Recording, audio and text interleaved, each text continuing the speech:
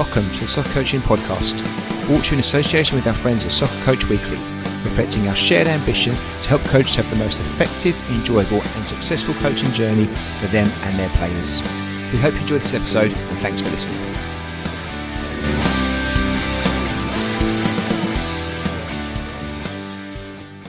Lisa, welcome to the Soccer Coaching Podcast. How are you doing?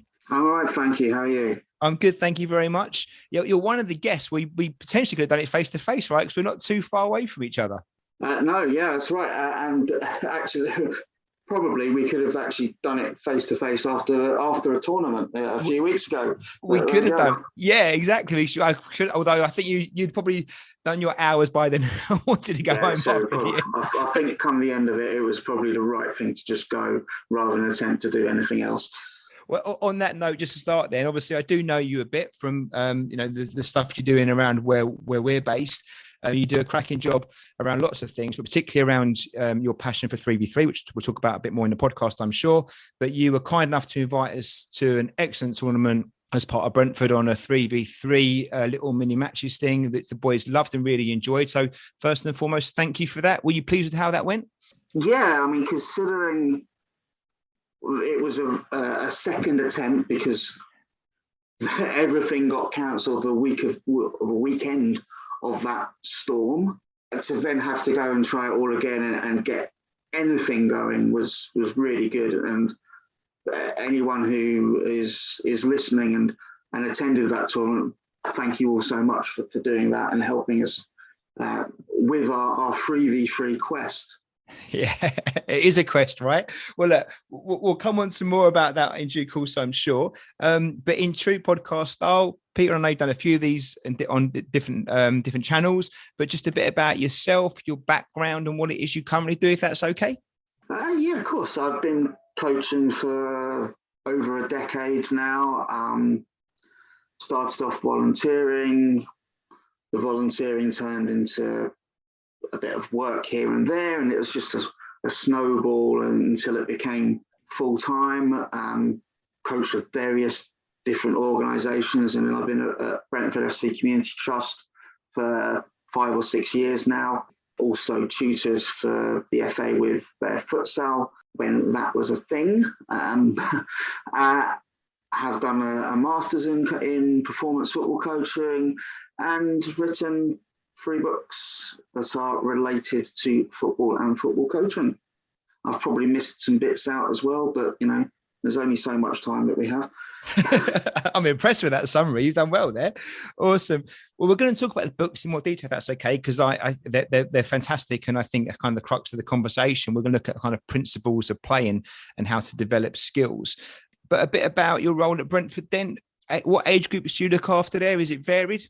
I think during my time there, I have done every age group at some point.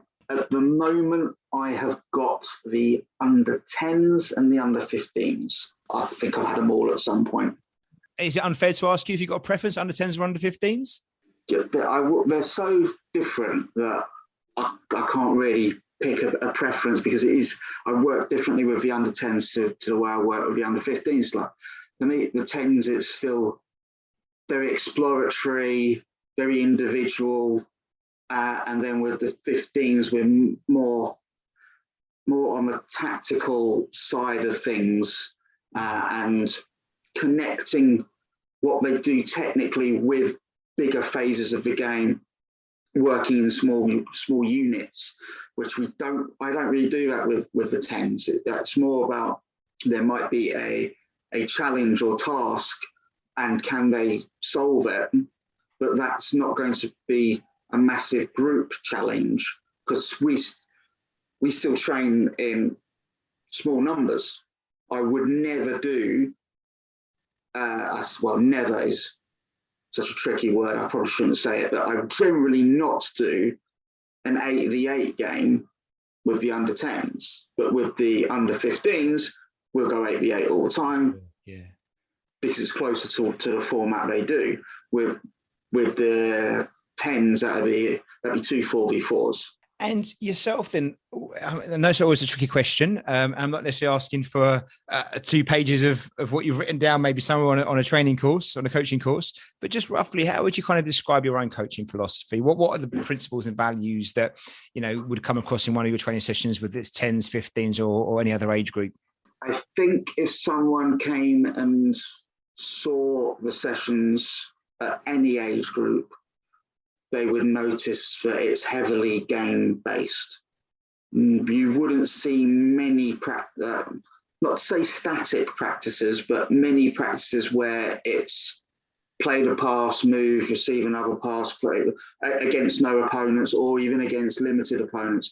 It's more, you've got to play what you see in front of you, and then I will try and help them with different combinations and movements that might help to solve the issue that's in front of them, or whatever's preventing them from being successful. So yeah, very, very game-based, very little technical, or what might be considered traditionally technical focused work. For me, we get our technical work in because we've shrunk the numbers. So an individual is getting a high number of repetitions, but they're getting those repetitions in a setting where there's an opponent. It might be a 3v1, a 4v1, a 4v2, 5v2, whatever, but there's still an opponent there rather than 4 versus 0. And not to make assumptions here, but I'm guessing for most your groups, do you get training once a week with them, or do you get them more than that? Yeah, and that's I think quite important to note, and that's a reason why I don't do many much unopposed work, other than we use ball mastery often as a warm up. Yeah, it's got a dual purpose as being what gets them moving and also the ball manipulation, rather than a warm up plus ball mastery. Other than that, you won't see very much unopposed technical work because we don't have that much time. If I was in an environment where we had maybe 2 to 3 sessions a week, we might spend some more time on that because we've got the time, but we haven't. So because of that lack of time, it's going to be more game-based, mainly because it's more enjoyable for the players, but also by using the scaling and shrinking it down, we can get those reps and touches without having to be unopposed individually. And Peter, how much does player ownership or I guess cognitive kind of thinking stuff come into your sessions? Is it something you kind of focus on as part of it, or do you not worry about that too much? So I think player ownership is a very interesting term, and it means different things to different people. Like for some people, player ownership goes as far as the players set the agenda completely. And really, if we're talking about true player ownership, then it should be. But for as long as there is a coach present, we can say it's player owned or player led. It's not. It's going to be coach led because you're the responsible adult.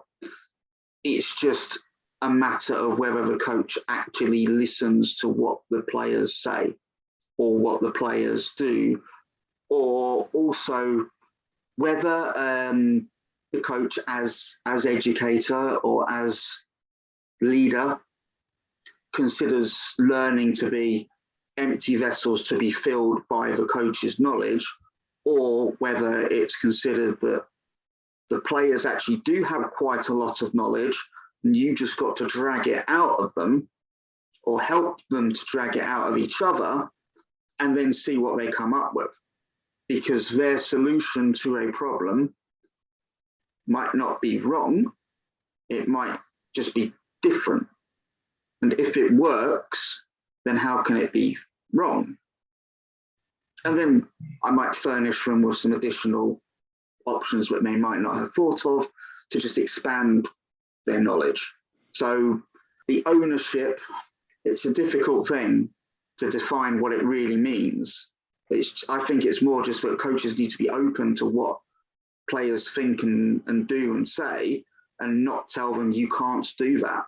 I mean, for example, there was a coaching course that I had to walk away from what was being done because the person or the people delivering told participants they cannot and could not and should not control the ball with the sole of their foot. And I just went, no, I can't believe you're saying that. And they started to tell me, no, you've got to use the inside. And I just went, no, okay, fine, great. I can't be a part of this though. And I just walked away, and I thought, I'm not going to stand here and have an argument about it. But by placing, if that's what they do with their players and they are placing that sort of restriction on them, you're heading towards robots, which is something I really want to avoid. Players need to be able to find their own solution, even if it's not from a textbook. It's their solution. That technique that is incorrect might be the correct technique for them as an individual. We don't know unless we let them try it.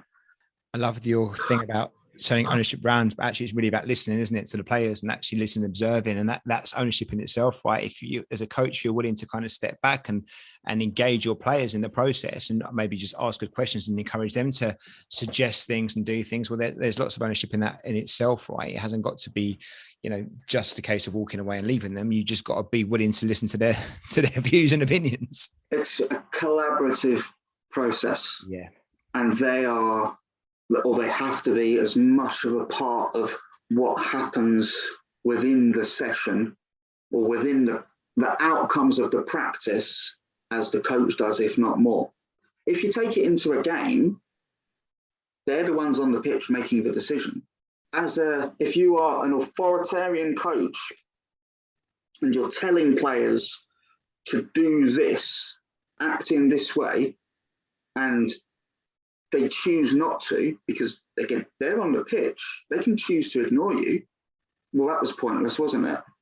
Yep. Or on the other hand, as an authoritarian coach where you are telling players, you must do this for me, and actually it's something they've never done and they don't know what it is, again, it's pointless.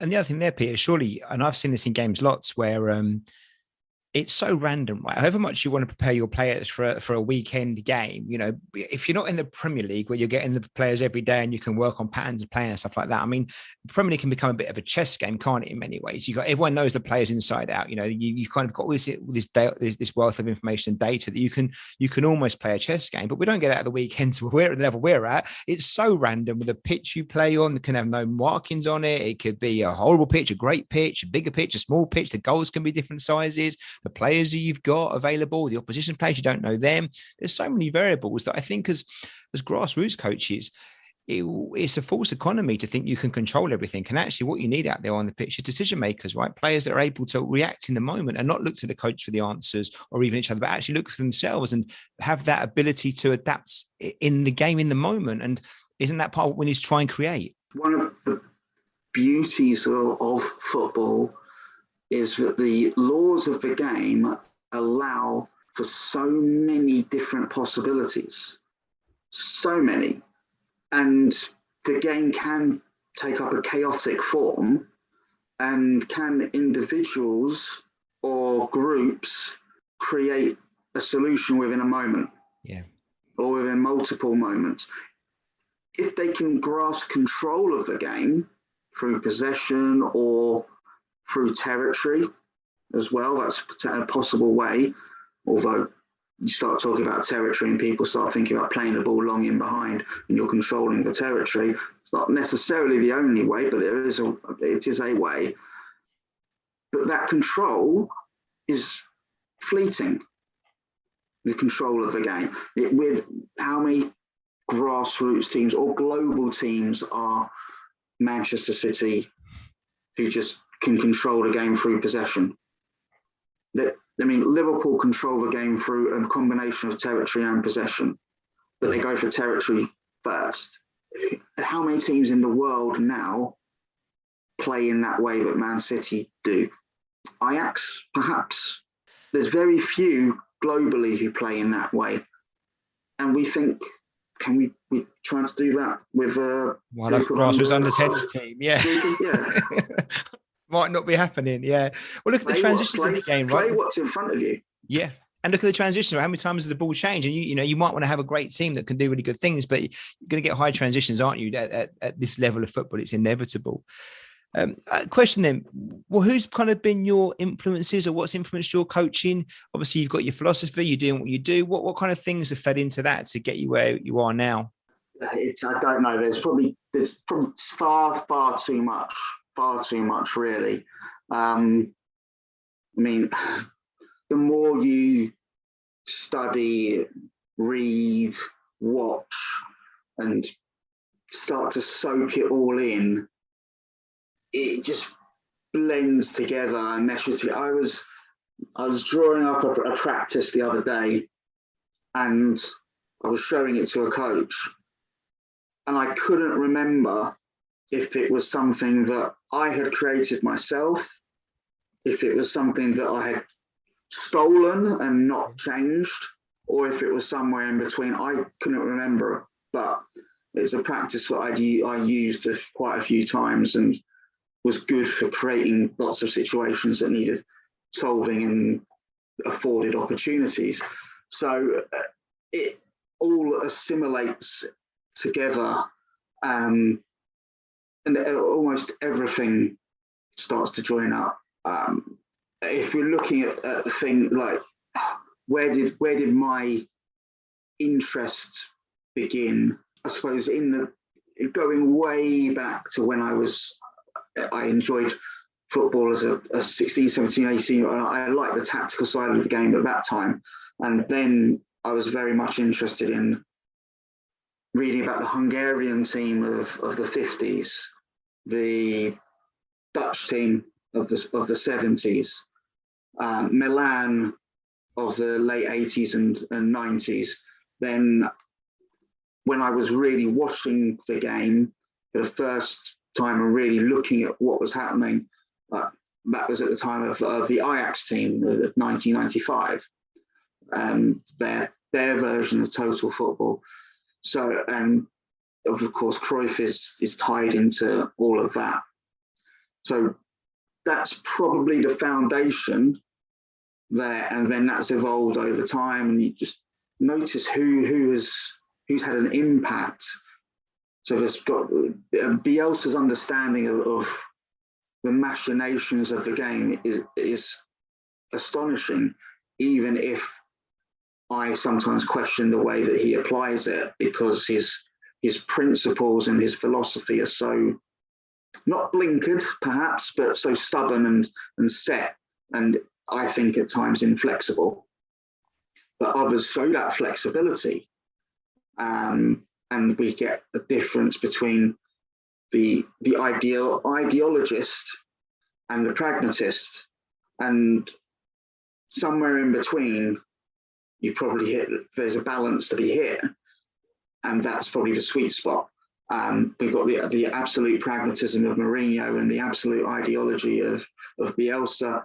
Both have struggled in the last 5 to 6 months.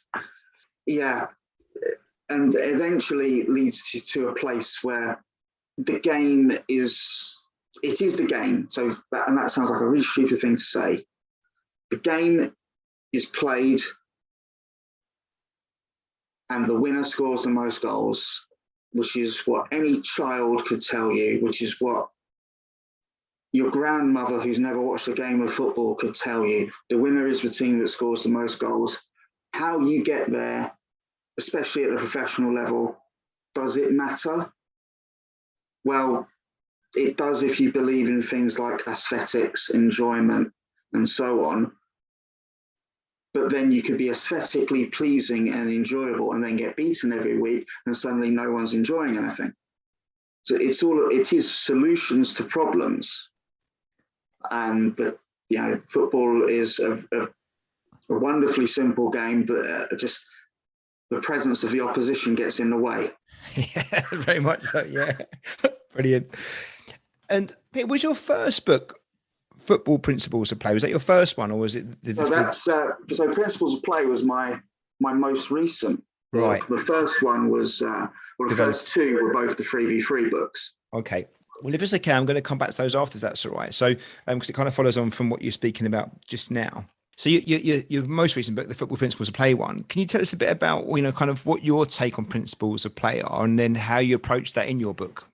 The reason for the book was I was asked a question by a strength and conditioning coach on Twitter. And I have no idea why they chose to ask me the question, but that's what happened. They asked me the question, and they said, as a strength and conditioning coach, was there anything they needed to know or understand about the game of football? And I was like, okay. So I started to talk about, as if a player is a wing back, they might need more stamina because of the demands of the role. As a striker, depending on what they do, they might need a superior upper body strength and so on. And they went, no, what I mean is just about the fundamentals of the game, of how it's played. And okay, I guess that's the principles of play, which have been taught on coaching courses for years and years. 5 in possession, 5 or 6 out of possession, plus transition got added in. Not quite sure when transition was added, but certainly in the last 15 years or so, transition became a part of it. I went through those. That's fantastic. Can you recommend a book? And my answer was no. I couldn't think of a book, certainly a modern book, that focused just on the principles of play. We have Alan Wade's books that are now 60 years old, 50, 60 years old, but no book on just the principles of play. I couldn't think of one. Okay, there's a gap here. And I thought back to when I was doing my courses, and I remember as a level 2 coach doing youth module 3 and them asking about the principles of play. And I sat there and went, I'm not sure what you mean, because the language used in the level 2 at the time was different to the language used on the level 3 courses. So it's the same things, but in different, there wasn't a shared language. And even then, like, okay, so as a coach, I don't come across these until level 2. And at level 2, they're not described in the same way as they are on level 3. So basically, the way it was structured then, you don't come across the principles of play until you're a level 3 coach.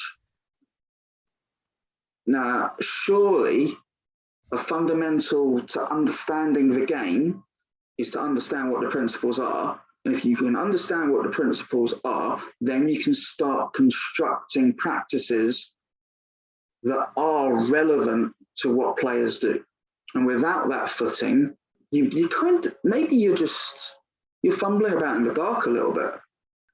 For what reason are you doing a practice? Now, you might, if you dig into it, explain it as we're doing a shooting practice because we need to our forwards have got to be able to finish the chances that are created, which fundamentally links to the principle of penetration eventually, because you're trying to penetrate to go and score. And that's principle number 1 when I explained it in the book, because there's an argument that there are only 2 principles, which is score and don't let them score. Yeah. And then everything else that happens in between. So that's how it came about. That's how the book came about. And then as I looked at it, I remembered a conversation with a Spanish coach who said to me that they had something like 20 odd principles, and we've got 12. So depending on where you are, the principles of play as taught by the associations are different, which made me think, Well, to me, the principles must be universally true. Otherwise, they're not really principles. So what are they? And why are the 12 or so that the English FA use unchallenged? So the structure of the book, I actually look at different invasion games first, because football is an invasion game and will have certain shared principles with the other invasion games, because what is true for one invasion game, depending on the scoring mechanism, will be true for others, depending on laws of the game. Then the principles that have been taught over the years. Then I looked at those principles from other associations that I thought were notable. Then I had a little explore down the academic route and to see if there are any different principles in there, and a few did pop up, such as the surprise principle, which is in maybe just slightly different language for creativity and imagination, but nonetheless it's a different principle. And then towards the end I thought about things that aren't specifically mentioned. They might be covered in other principles, but become so important to the modern game that they might need to be considered as principles on their own, such as pressing and counter-pressing. And that was the structure of the book, and that's where we got to. So the book is your take on principles of play, looking at all these things collaboratively and what you think are the most important aspects of putting football together, like in its component parts. Essentially, that's the conclusion, if you like, of the book. But paying respect to those who have gone before, because people have done work on this for years, and that needs to be acknowledged. And their principles are not necessarily wrong, but for them to have been left unchallenged and just accepted for so long it didn't sit right with me. I thought it needed to be explored more, and also for coaches to be able to, without going on courses, to be able to pick something up and help them in that way. Especially with the courses as they exist right now, the Playmaker and the Level 1, you're not really going to get that knowledge. So where's it going to come from? How many did you land on in the end, out of interest? And did you have the three? Did you still have in-possession, out-possession, and transition? Did you kind of finish in the same place with that as well? And if so, how many did you have for each one? I've got to be honest, I can't tell you how many there were in the end. As I said, 2 principles really. Yeah. Then having a whole load of sub-principles that might help you get there. The idea to me of a principle, as I mentioned already, is they must be universally true. So width in possession has been accepted as a universal principle for a long, long time. Well, a quick watch of Julian Nagelsmann's RB Leipzig in their final season, and you would see that when they're in the opposition half, they play with minimal width. The fullbacks don't go and hug the touchline. They are only as wide as the penalty box when the ball is central. If the ball goes out to a side, the wing back or fullback will receive it, and it will be central midfielders who then make a run outside to create an overlap. But they'll be tucked in on the opposite side. They won't be wide. So for width to be a universal principle, Leipzig would have to fail constantly. But they didn't. They were very successful, qualifying for the Champions League, challenging for the Bundesliga. I think in that final season, they reached a German Cup final. I might be wrong. It might have been the season before. But they were able to play with minimal width and still be successful going forward. So you have to ask questions. How can they be successful and not use something that is supposedly a universal principle? I've had this feeling about having to play wide, make the pitch big. Don't get me wrong. I do understand how that can help you create space and open up opportunities. I totally understand that. but it's not necessarily a prerequisite to success, right? And actually, if you've got players that are really good at playing in tight spaces, you can create overload still, can't you, in a central or a key position without going out wide. So I totally agree, Peter. You're the first person I know that said it, but I'm on the song with it. Now, I'm not against having, get your fullbacks wide or get your wingers out there, but I just think to make it a rule where actually we've got the ball right, split everyone, make it big. I think, well, actually, you know what? Why can't we be clever? And actually, maybe the players you've got, there's different ways in which you can create opportunities. It hasn't got to be that one thing. So you're right. A principle should be something that's universally applied, right? And without it, kind of, you're doomed not to succeed. And I think these principles are often just people's opinions, aren't they? About a way of playing, a certain way of playing the football. Sometimes when people talk about principles, what they are really talking about are preferences. Yeah, that's a better word. Yeah. Personal preferences, or even the preferences of a national federation.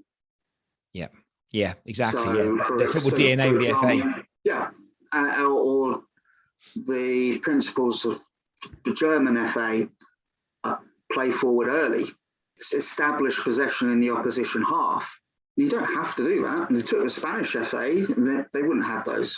Yeah. Or they certainly wouldn't have had at a certain time. And Spain were quite successful. Germany were quite successful. Yeah. So it's not a matter of right or wrong. It's just there are different solutions for different issues. And one of the issues or problems or positives might be the type of player that you have. Yeah. So if you try and play within a certain structure or set of principles that doesn't fit the players that you have, what do? You need more. Do you need to go and get different players? Great, but that works if you're Manchester City. Does that work if you're a grassroots team or a national team? Yeah. You can't just get players from nowhere. The other thing there is obviously conditions as well, because you might play a lovely brand of football, a possession-based principles where you retain possession and you work opportunities and you play to feet. But actually, if the conditions don't allow for that, because you play on some real dodgy pitches or whatever else, then suddenly it's hard to play that brand of football if the conditions don't support it too. So I guess your word of preference is key there. And what you said again, it doesn't actually matter what the principles are or your preferences are, as long as you know what they are and they kind of all align together, right, with the environment, the players, your philosophy. When that all clicks in, then it's hopefully you've got more chance of being successful. It's when they disalign, I guess that's when you get the issues. Yeah, and I also think that it's one of our duties as coaches of youth footballers is to help them understand the game and understand the principles behind what we're doing and what we're trying to do. And yeah, okay, we might want to try and play a brand of football where we are favouring short passing over long passing, but the players still need to recognise when a long pass is the right option or a good option. And there's got to be, long passes are made of fantastic, beautiful things. Long punts to nobody at all, where what we're just looking to do is force an error out of a 12-year-old kid because we know they're going to struggle to head a ball. That's different. That's you're shortcutting and you're taking advantage of a flaw that is age and stage based, rather than if it was with adults. But I worked with a women's team for a while, and we eventually decided we were going to put lots of crosses into the opposition's box. Not because we were particularly good at heading the ball, but because we noticed that whoever we played against, they couldn't defend crosses. But this is adults. It's a different thing. Yeah, it's not a development thing, is it? It wasn't because they were 12. Yeah, exactly. It's not a development thing. It's competitive advantage, which is what it's about at that level. Yeah. Well, moving on slightly, then maybe looking at your first two books, then the skill development ones and how they're kind of built around 3v3. Can you tell us a bit about, what that is about? What is skill development in the books, and how do you use the 3v3 practice to support this? It's funny because you could assume that I did write the books the other way around. And I wrongly did. Because the practices are based around principles and activities that happen within football. It's small snapshots of the game. That's the way I look at it. So you're taking things that happen and trying to replicate them within a small-sided environment. So therefore, a 3v3 game on a small pitch could look like a penalty box situation. It could look like a central midfield situation. Could look like playing out scenario, etc., etc. And that's what I had in my mind, was to make these practices that were related to what happens within a match. And those are, principles of play, what happens within the game, and with the how and the why. And it could easily have gone the other way around, but my brain worked the other way around, and I went, I've kind of, what I've done is I've explained with the principles of playbook, I've actually explained properly what I've done in those 3v3 books. I probably should have done that the other way, but never mind. It's just the way it works. They're all out there now. That's the important thing. There was, when I started coaching, I was encouraged by certain people who believed in small-sided games to look at 4 versus 4 and 5v5 as well in training. But what happened over time, at grassroots more than anything else, I noticed that even in 5v5 and 4v4, certain kids disappeared. They just disappeared. And when I scaled it back further to 3v3, they didn't really disappear. They were much more involved, certainly more involved than in 4v4 and 5v5. Now, of course, if I go to 2 versus 2, they become more involved still, but then other things start to happen, like who's this kid's teammate? If this kid who is in danger of disappearing's teammate is someone who's really, really good, then the one who's on the verge of disappearing manages to disappear again because their teammate is dominant, or the matchups are such that whoever they're up against is far too good for them and they disappear again. And then the other issue that I came across when creating a larger set of practices and alternatives was the shapes created in 2 versus 2, depth and width. Well, you've only got 2 players. There's only so much you can do. And the game actions became limited as well. You can get some really good game actions out of a 2 versus 2, but it only goes to a certain point. 3 versus 3 almost doubled, if not more, the amount of possible game actions. And then the argument with that then becomes that, yeah, hold on, you play 4 versus 4, you're getting more still. So I kind of felt the sweet spot for individual interactions with the ball and the number of possible game actions was 3 versus 3. So that's where I came to. I say it, I think, I can't remember which of the books, it might even be both of them. I'm not telling anyone only play 3v3, far from it. Like, there are practices in the books that are 3v3 plus. So that could be 3v3 plus goalkeepers, 3v3 plus bounce players, 3v3 plus target players, 3v3 plus a magic man if you want. Yeah, or 3v3 plus 3, or all sorts of variations upon it. But the core principle is that there are 3 active players from one team. The goalkeeper might become active. It depends what you're doing. But there's lots of scope in that. And when I was doing my master's research, one of the questions that ended up popping up was, what is 3v3? Or is this 3v3? And I gave examples of game practices. to several coaches. And other than when there were literally just 3 players against 3 players on the pitch, there were differences of opinion as to whether it was 3v3 or not. Does it really matter? Only for research purposes, let's be honest. Otherwise, the core ideas of playing small-sided games with a large number of repetitions, opportunities, game-related outcomes, it doesn't really change whether it's 3v3 or 3v3 plus goalkeepers. So let's start with the kind of just your 3v3 game. So in this situation, as I understand it, this isn't with keepers. So we've got maybe it's probably a 12 by 20-ish kind of size area. Is that about right? 2 smallish goals either end? Approximately. Well, 2 smallish goals at either end. Yeah.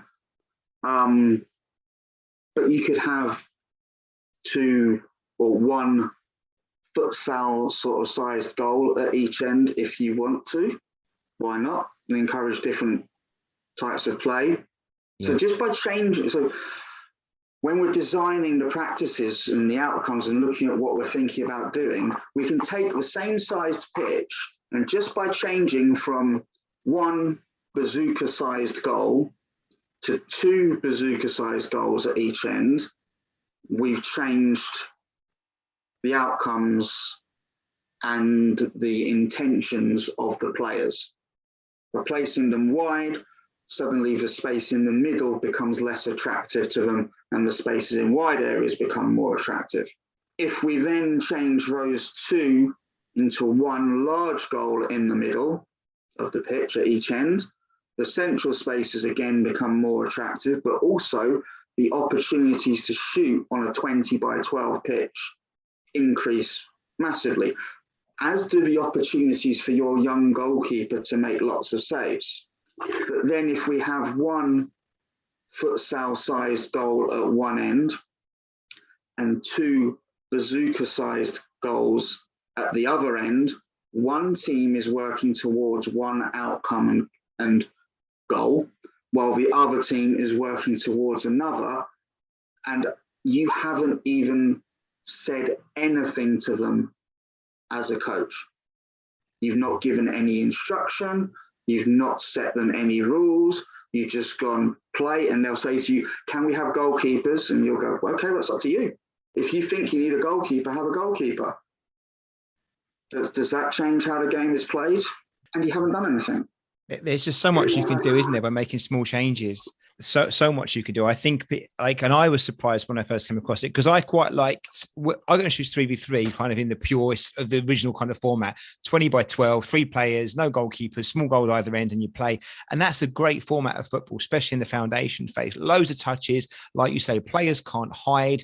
The game isn't linear because you're not playing straight lines because you've got 3 players. It's fantastic. And I would encourage coaches to try it. They've not done that already. I'm sure most have, but definitely try it. But then when you actually take what you're saying here and open it up even further, say, actually, you're not limited to that. Think about how you can change the goals, the pitch size, maybe play rectangular rather than horizontal, using magic players or bounce players, whatever else. You can do so much stuff. And what you still get is those high returns on touches, high ball rolling time, loads of decision making.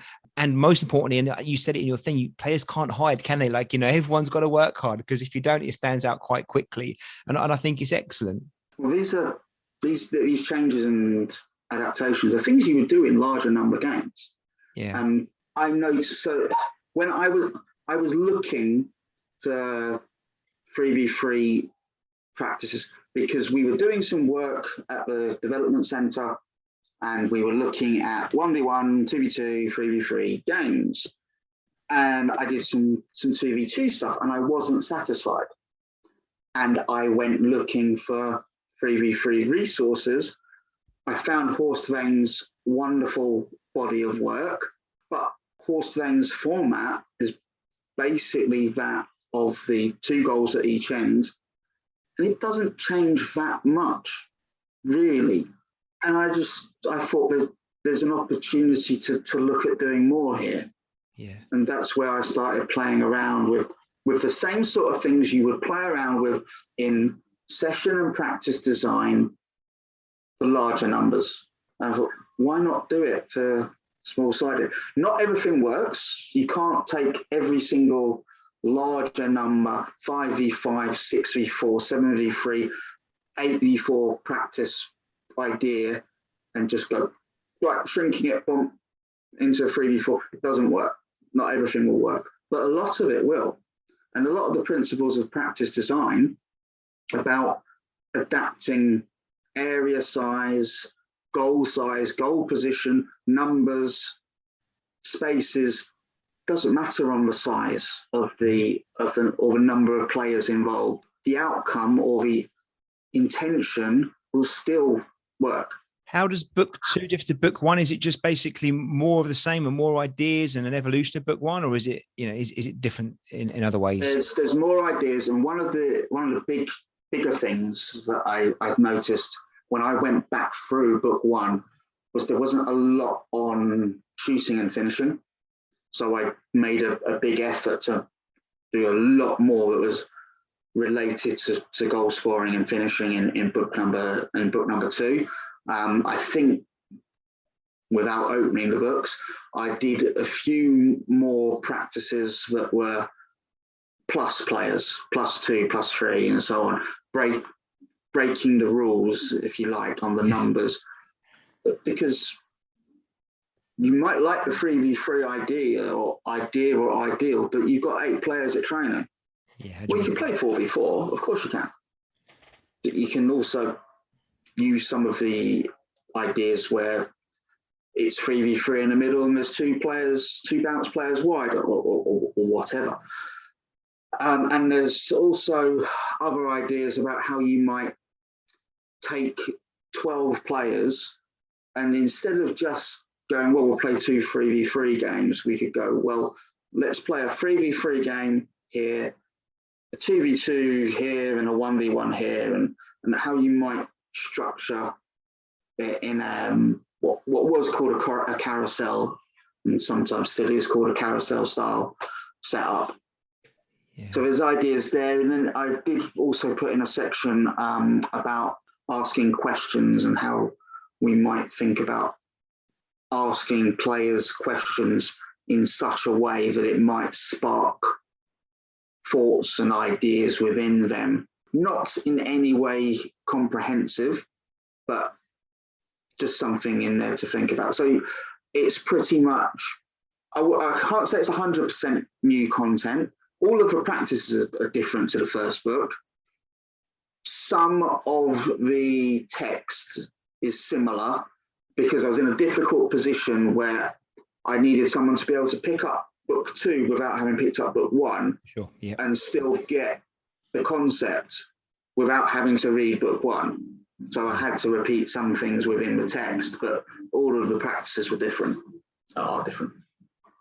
And maybe a tricky question, but do you have like a favorite 3v3 practice or kind of a game that you play using it, either 3 players either side or using bounce players or magic players, whatever else? Is there one you think, actually, I really like this one. This is my kind of go-to one. If I've got to go and do an exhibition or take a group I've not met before, this might be one I might use?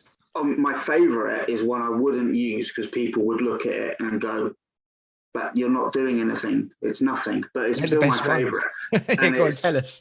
A slightly smaller than 20 by 12 pitch and large goal at one end, large goal at the other end, 3v3. One of the 3 on each team acts as a goalkeeper, score as many goals as you can from anywhere. Everything is shooting range. Bang, bang, bang, bang, bang. Shot, shot, shot, shot, shot. It's all action. It's frantic at times, but the players love it. I love watching it. All sorts of things happen. And yeah, that's my favorite.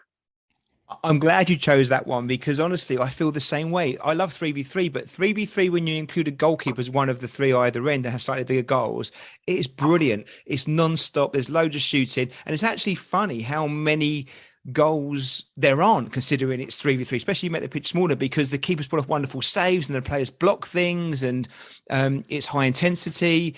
And you can, if you've got more players there, it's quite a quick, you can roll them on off quite a quick. So you like winner stays on one goal.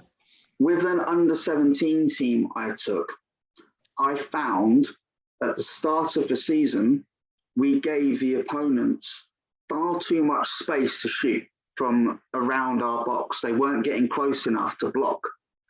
What we did at the start of every session, we used, I'm trying to think of it because we had, it was based on where we trained. We used the 6-yard box, not really a 6-yard box, of a 7-a-side pitch. And we put a goal at each end of it, and we played little 3v3 games, and winner stayed on after 2 goals, and they were having to go and block the shots. Yeah. And in game, it reflected in, they were getting closer and they were stopping all of these shots that were coming in from in and around the box. And that's how we started every week. And then it became, if we didn't start that way every week, we're like, why aren't we playing this game? Yeah, they want to do it. Yeah, which is brilliant, right? Engagement, transferability, Yeah, all the boxes ticked. Yeah. If there's 12 of them, then that's great. We can have, all right, let's have the 3 players from each of the teams that aren't playing. Let's have them around the outside, and they can combine with them, and it's still winner stays on. But let's say if one of the outside players creates a goal for the inside team, that's 2 straight away. You've won immediately. The team that created it is on. Off we go. Yeah, brilliant. So they're engaged as well, aren't they? Wanting to be involved to get on quicker, kind of thing. Super stuff. Well, obviously now as a top-selling author, I've heard whispers of a 4th book. So if I'm not jumping my luck here by asking you about that one, are you happy to share some? Is that true? And how's that looking? As we've been talking about 3v3, so I am very close to finishing another 3 versus 3 book. My intention wasn't to write a 3v3 book right now. I'm supposed to be working on another book. You can't get away from it. Look, the plan was to have the 3v3 book, next 3v3 book coming in maybe towards the end of this year or the start of 2023. But the way things have fallen into place, it looks like it'll be the other way round. I've got a bunch of ideas. And so the idea for the next 3v3 book was to make it player themed.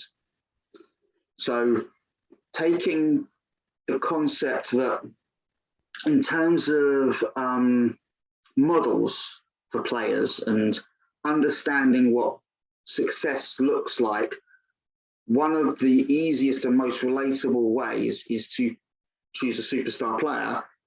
And you can see quite easily what that player is really good at. So if it's David Beckham, and he has a number of fine attributes that we might choose from, but in this book I have chosen his crossing. So if a young player is unsure of what a good or successful crossing looks like, it's quite easy to find a video of David Beckham delivering a myriad number of fantastic balls into the penalty area.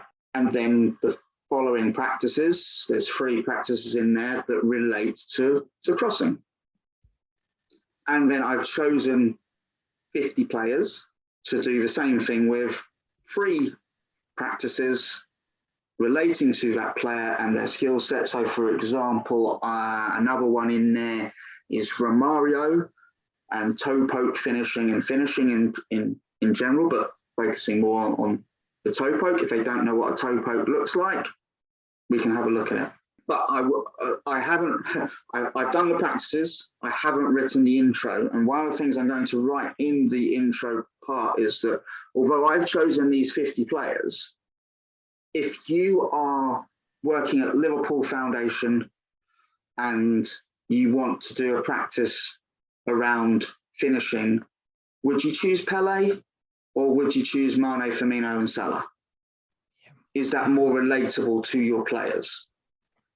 If you're at Brentford, would you choose Ivan Toney, for example? Or on the other hand, though, it might be that the skill that is chosen is so specific that you do need to pick that player, such as Claude Makelele I've got in there. Well, Makelele was so good at his role that you probably will use him no matter what you've got. But then you can compare what Makelele did with what maybe Fabinho does. Yeah. Or what Casemiro does if a Real Madrid coach decides to buy one of my books. And they go back to 3v3, do they, the practices? Yeah. So they're 3v3 practices or small numbered practices, 3v3 plus goalkeepers, etc., that link to the skill sets of these megastars. Excellent. And obviously you're working on it, so not done yet. When are you hoping to get it out and published by? When might we get our hands on it? It's a good question, but a lot of that will come down to the publisher. But I'm looking at the date today. We are in March. I don't think it would be unreasonable to look at the next 3 or 4 months. Okay, cool. So this calendar year, hopefully, and more like absolutely, yeah, definitely. Okay, brilliant. Excellent. Well, and I won't push on the other book then, because that sounds like it's probably more something you're in now. So I won't push for that's your next one as well. It's on the thing. But as and when that becomes more open for discussion, you happy to share your thoughts on that at a future date? Oh yeah, sure. Well, the other book is less coaching related, but still very football related. I say less coaching related. I think thinking about the content, there's probably nothing in there really that is coaching related. It is a football book. Okay, I'm intrigued, and I won't pry any further. But as and when you're ready to share more, I'd love to hear more about that. The books you got out are fantastic. The new one sounds brilliant too. Nothing like linking it to some superstars to really build the engagement, especially with young players, but actually with all players. They all want to be the next Beckham, don't they, or whoever? So it always works well. Peter, thank you so much for that. I'm really grateful for your time. It's always good to talk to you about the stuff. I know your passion for 3v3, and I think you've helped me understanding it at a better level. We started off maybe 4 years ago doing some 3v3 stuff at our little club. We did a little mini tournament and it was good, but we were very much about just 20 by 12, 3 players each, no keepers, and we've actually now loosened up things and we use it in a more creative way, and we've massively seen the benefit for the players. We do a lot of them. We do the futsal stuff as well because it works quite nice indoors. So you've been a massive help in that. So thank you. But before we let you go, we ask all our guests this question. I don't know if you've got any thoughts on it, but if there was one thing you could change about the world of coaching, what might that be? I guess if you're listening to this podcast, you probably are aware of social media and Twitter, and that I am a big user of it. And it's a fantastic thing for sharing knowledge and helping each other and all those wonderful things. But it can also be a battleground between people who believe in one methodology and people who believe in another methodology.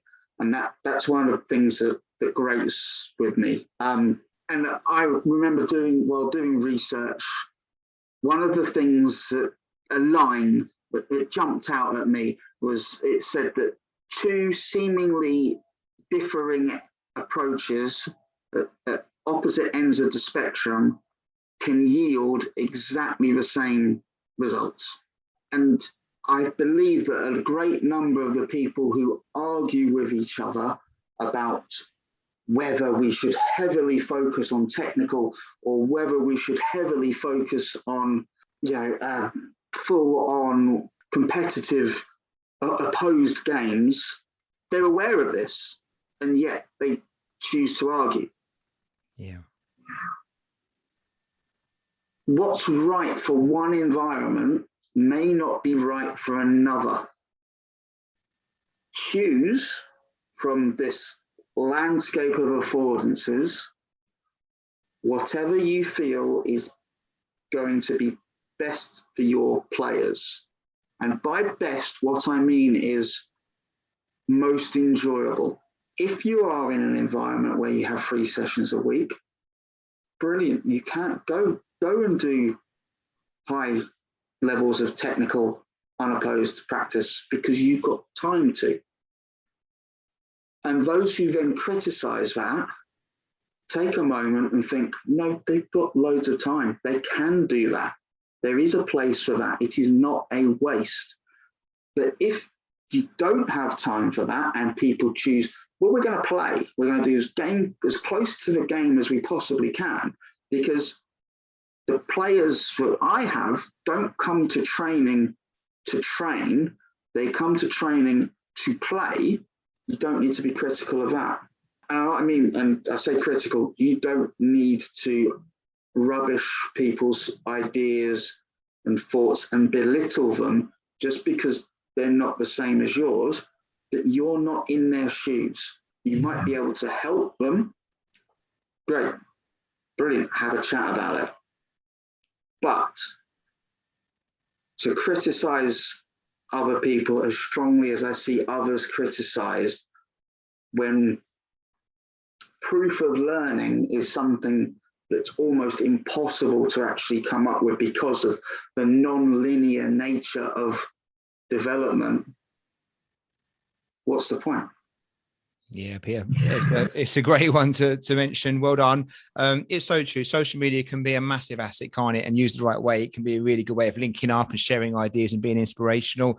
But when we kind of get a bit carried away with it on the negative side, it can certainly be something that ends up being more of a deterrent or a negative impact, can't it? So you made the point very well there. Your plans moving forward, Peter? What's your aspirations for the next 5 or 10 years? You're obviously busy doing a lot of stuff as it is already in the books and stuff, but how do you see the next few years unfolding for you? More books. Yeah. I said to somebody recently, I'd set myself somewhat arbitrary target in my head, 10 books by the age of 45. I'm not going to get there. It's almost impossible, but that shows what I want to try and do. I want to write more books. There's enough ideas there. That's not the problem. It's just time. Yeah. So I should be on 5 by the end of this year, but then that would give me 3 years to write another 5. I think that's probably beyond me. But that's my aim, to write more books. Keep coaching, keep staying involved in coaching. But I think I'm shifting more and more towards the writing side of it. I would have liked to have done more on the tutoring side, but the way things have gone with the FA, I don't see that happening. And also, I hesitated for a moment, but I might as well say it. I feel that the way that the FA dealt with the situation and treated some very, very good, very, very knowledgeable people is such that I don't see myself wanting to have any real involvement with them in the future. I just think that wasn't done well. So moving more towards the writing, I will still be coaching, because I think if you are writing about coaching and not coaching at all, there's a big contradiction going on there. It doesn't work. And also, let's be honest, I enjoy coaching. Yeah. So football coaching and writing, perfect. Well, I'm glad you got the more books coming, because I've worked out that's about you on our podcast every 8 months at least. So there you go. You won't be able to get away from us that easy if you're putting these books out. So thank you so much for your time. Really grateful, Peter. You're an inspiration around the small-sided games, the 3v3 stuff, coaching just more broadly. I know you're doing some great work at Brentford. The whole team are there. You, Jamie, the other guys all doing a fantastic job. Matt too. Keep it up. Will you come on again and share when the next book does come out? Will you talk us through that one a little bit more, if that's okay? Yeah, sure. Top man. Brilliant. And if people want to find out more about you or get the books or anything else, what's the best way of going about that? Easiest place to find the books is on Amazon, or if you follow me on social media at Peter Prickett, or if you search The Bearded Coach. That wasn't me. That was a kid at a school. The way a kid described me, because we were talking, and the Bearded Coach, that they were talking about me, and I went, okay, I'm going to change my Twitter profile, and I left it there. So at Peter Prickett, or just put The Bearded Coach. There I am on social media, and there's going to be inevitably stuff that I share about the books there. So that's the best place to find me. You're lucky, Peter. I was a teacher once upon a time, and if I had put the things that students got me up there as my Twitter handle, I wouldn't it wouldn't have been approved. The B&E coach is quite nice, so well done. Thanks so much. We'll put all the notes, we'll put all the links in the show notes anyway, so people can find your Twitter handle and links to the books and stuff.